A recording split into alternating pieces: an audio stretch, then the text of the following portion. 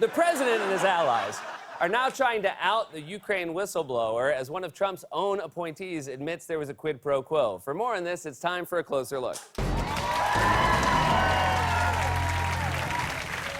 You might remember that the whole Ukraine scandal began when an anonymous whistleblower in the Trump administration filed a complaint alleging that the president had abused his power to engage in a criminal act. From the whistleblower, who says, in the course of my official duties, I have received information from multiple U.S. government officials that the President of the United States is using the power of his office to solicit interference from a foreign country in the 2020 U.S. election. This interference includes, among other things, pressuring a foreign country to investigate one of the president's main domestic political rivals. According to a memo by the whistleblower, a White House official who listened in on the call to Ukraine's president described the call as crazy, frightening, and completely lacking in substance related to national security. The official was visibly shaken by what had transpired, and in the official's view, the president had clearly committed a criminal act. It is not hard for me to believe that someone in the Trump administration witnessed the president commit a criminal act. Trump probably commits crimes the way people with Fitbits get in their steps.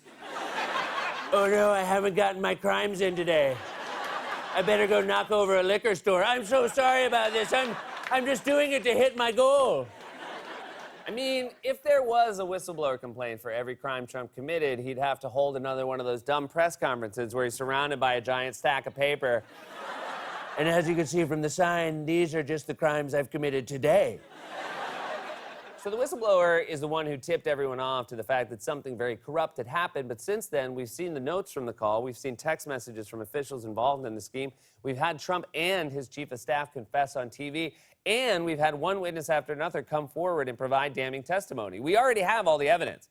This is like if during the O.J. trial, they not only had the gloves, but dozens of witnesses, a tape of O.J. confessing, and a note inside the gloves that said, if found at crime scene, return to O.J. Simpson, the murderer.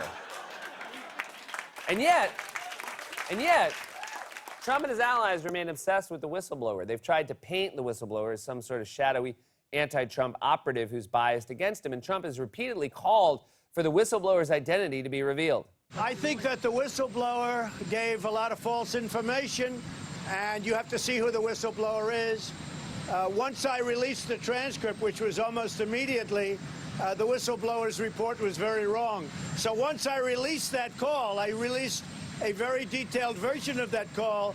All of a sudden, the whistleblower's report was incorrect, and the whistleblower seems to have disappeared. No, the whistleblower did not disappear. The only people who can disappear are David Copperfield and Stephen Miller if you expose him to garlic. Be gone, demon!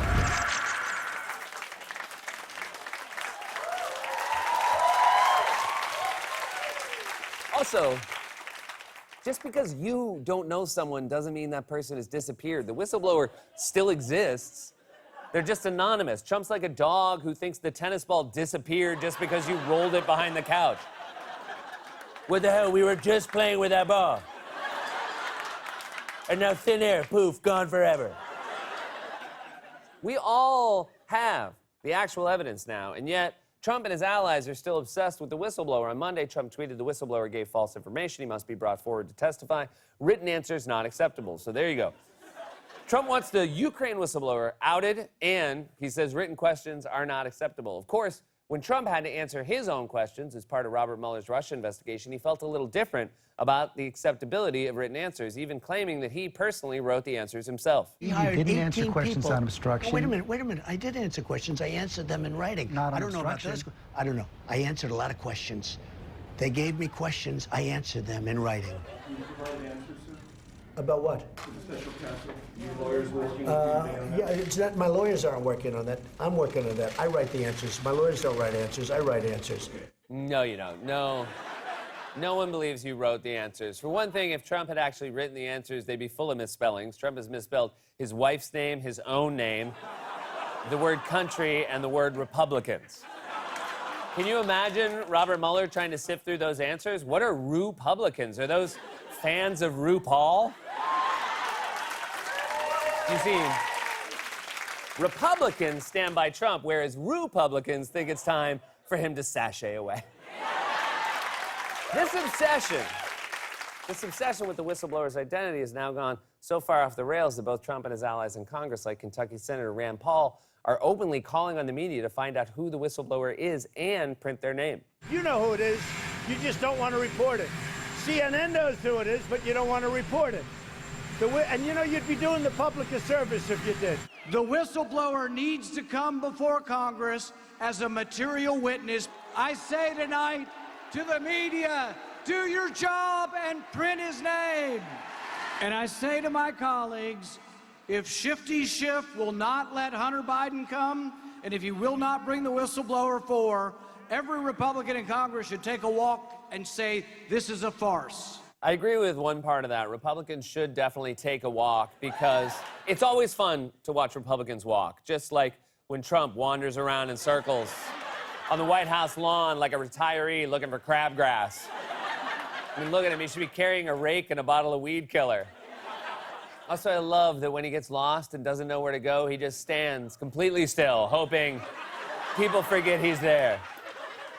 He's like an extra on a movie set who forgot what he's supposed to do. I'm pretty sure I saw him once in the background of Goodfellas. Look at him just standing there trying to blend in with the background like a regular lizard who thinks he's a chameleon. So lucky I turned green. Trump and his allies are fixated on the whistleblower because the actual evidence is damning and they have no response. That's why their defense keeps changing. For example, Trump and his GOP allies went from insisting that he did nothing wrong to arguing that there was no quid pro quo with Ukraine, although Trump wasn't always clear on the exact wording of the phrase. There's no quid pro quo, no demand, no pressure, no threat. There's no quid pro quo. There was no quid pro quo. There is no quid pro quo. There is no quid pro quo. There was no quid pro quo. There was no quid pro quo. There was no quid pro quo. But listen to this. There is no pro quo. That's right. There was no pro quo. So, does that mean there was a quid?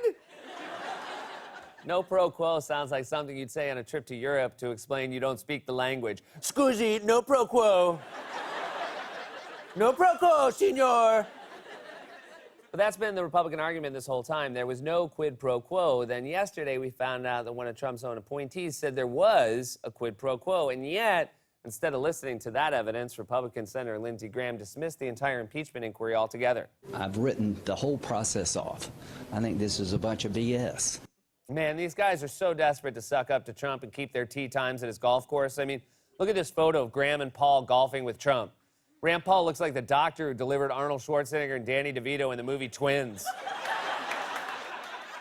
Lindsey Graham is making excuses now because he's getting what he wants out of Trump and doesn't care what laws Trump breaks. Today, for example, Trump and Graham got together at the White House to brag about how many judges they'd pushed through the Senate. Lindsey, I'd like to have you come up and say a few words. You've been terrific. Thank you very much. Well, in theory, at 4 o'clock, we're going to vote on 2 more judges. So I'll move this thing forward. Quick, I don't have much time. I'm about to get impeached. I need to get my crimes in. Trump and his allies are desperately trying to out the whistleblower because they have nothing left. Now they're just ignoring all the evidence. Eventually, Republicans are going to say, sure, there was a quid, but there was no pro quo. This has been a closer look.